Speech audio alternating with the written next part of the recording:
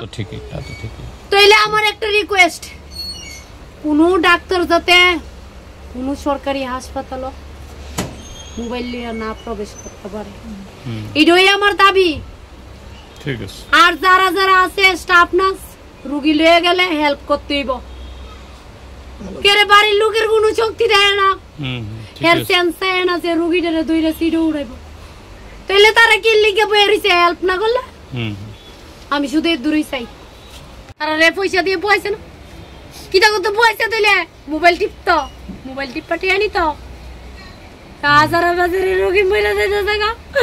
আমার একটা বড় মায়েরা মরে গেছে গা, আমার অনেক মায়ের ডাইনে দিতে পারবো নি, আমার মায়ের ডাইনে দিতে পারবো। আমার অনেকতে কিচ্ছু লাগতো না, আমি কিচ্ছু চাই না। আমি শুধু চাই কোনো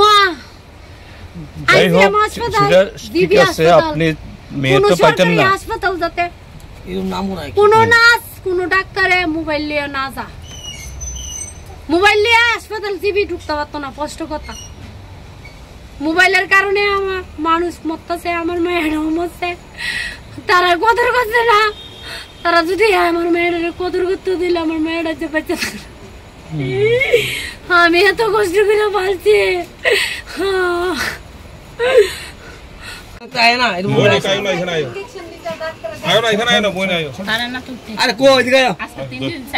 রুগীরা মরলে আর দিবেন টাইম হলে তো ঢুকতেন দিবেন। হ্যাঁ, এটা একটা কথা। আমরা ওনার বাচ্চার মার কথা আমরা জানামু সরকারের কাছে। তইলে কিছুদিন আগে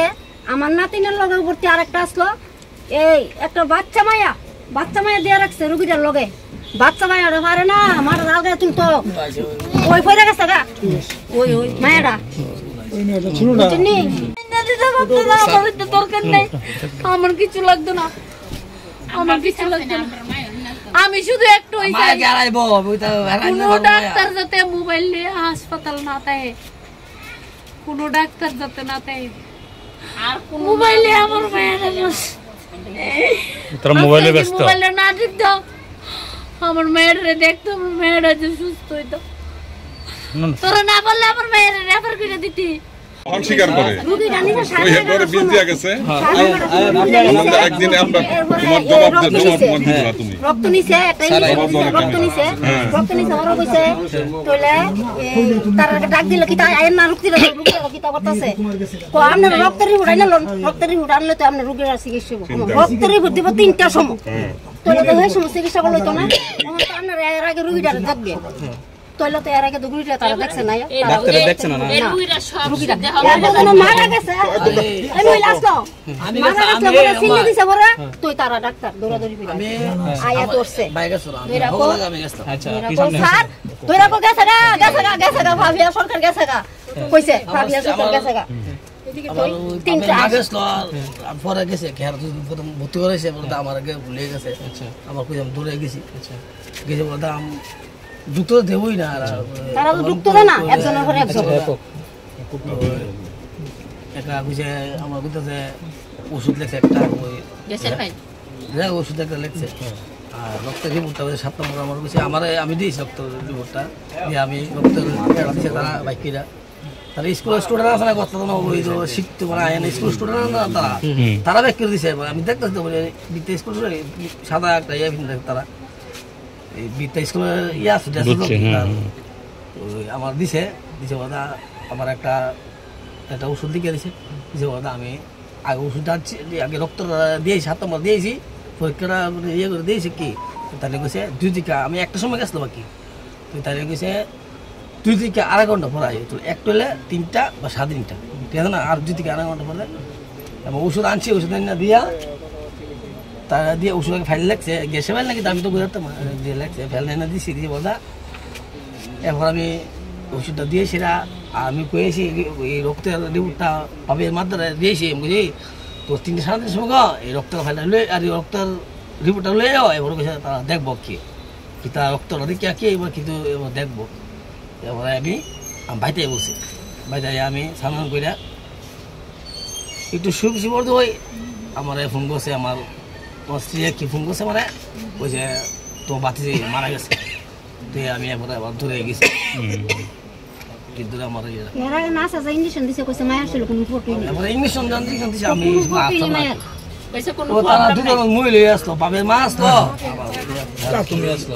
কইছে কোনো দুজন আসলো আর হে পরে গেছে ভাই পরে গেছে কইছে কোনো প্রবলেম নাই মেয়ে তাহলে আমার রোগী আমি দেখেছি বালা আমি দেখেছি তো সবটু খুলছে আমি পুরো দেখেছি আমি নিজে আসলো আমি দেখেছি সবগুলা ওরা আচ্ছা ডাক্তার মানে তো ঘুমাই দিছে 11টার সময় একটা শরীর সুস্থ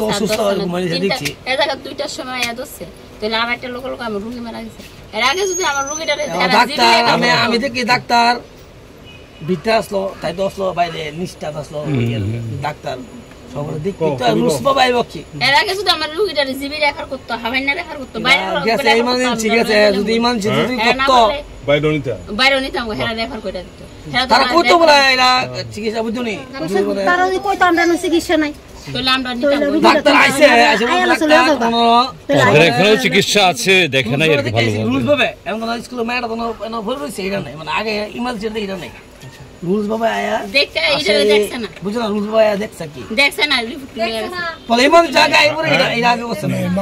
দেখছ না না পুরো মাথা বলে বেরে আচ্ছা এটা কবে হয়েছিল পড়ছিল কিন্তু কি বার না 27 তারিখ কই আছে আমি তো আর গেছি না ওই আমার দুনু পড়ছে হ্যাঁ তারপরে তারা ডাক্তার মাস্টার আসলো তারা নিয়ে ভর্তি করে পড়ানোর পর বলে অনেকক্ষণ রয়েছে ডাক্তারে বলে ডাক্তার নিয়ে জানে মানে যেদিন মারা গেছে সেদিন না তার আগের দিন যেদিন ভর্তি করেছে মানে যেদিন ভর্তি করেছে সেদিনই মারা গেছে হ্যাঁ এই দিনই মারা গেছে সঙ্গে সঙ্গে ডাক্তার ইয়েছে না তারা ফোন কথা যা কখন তো ডাক্তার মাক্তার আয় না তাই তো হুশ হয়েছে না এমনিতেই এই নাতির কি অসুস্থ ছিল না কই না সকালবেলা স্কুলে গেছে রামকৃষ্ণ স্কুলে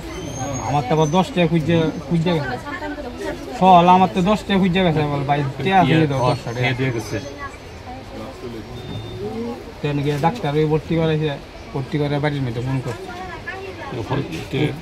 হসপিটালে নিচ্ছে ধরুন কয়টা নাগাতে 11টা আর এতে মারা গেছে কয়টায় মারা গেছে 2:30 3টা বাজে তখন আমি খাইতাম বসি মতে তখন খাইতাম বসে 2:30টার সময় খবর আছে নেট নাই তো আরে দিকিটা গিয়া দেখলাম কিটা একটা ডাক্তারও নাই ওই নাচে বইয়া মোবাইল টিভি এইটা বলে তারা তো দায়িত্ব না রুগী দেওয়া না তার দায়িত্ব না হ্যাঁ আমিও তো বান্ধবন করে আছি অনেক বছর করে আছি আমি অনেক বছর পেয়েছি কিন্তু পুরানোই আমরা এই আমলে এরকম আসলো আমি এদিকে কইতাম আমরা যে আমলটা আসলো আমরা তো এরকম পাইছি না আমরা তো আইন না নিজে হাসপাতাল থেকে নিজে আইন না আরো এই রুগীর আরো দিচ্ছে লাগাই আমরা নিজে আপনার টেবিল রুগীরা লাগাইছি তুই দেখো আগের মতন নাই অনেক এরপরে যে তারা মারা যাওয়ার পর বডি যে ফেরত দিচ্ছে ঠিক কোনো এমনি বডিটা তারা দেয়ালাইছে দেলাইছে ওই কিতানা ইয়াটিয়া কইরা তারা একটা ইয়াটিয়া করে লাইছে আমরা তো মানুষ বেশি মানুষ গেছে তো একটু হইছে ওই মায়া মরছে একটু ইয়ে হইতো না হইছে ইয়ে হইছে তারা পোস্টমর্টম করছে ইটারে তারা সাইডা দিছে মতে এটা দেয়ালাই করেছে এমনি পুলিশের কাছে বনাইছে কি তা এটা দম লাগছে এটা হলো উপর মনে থেকে বলেছে দম যেত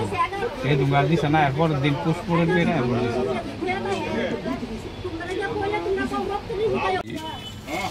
এই বটতলা নদীর পারে শ্মশান সংলগ্ন পাড়াতে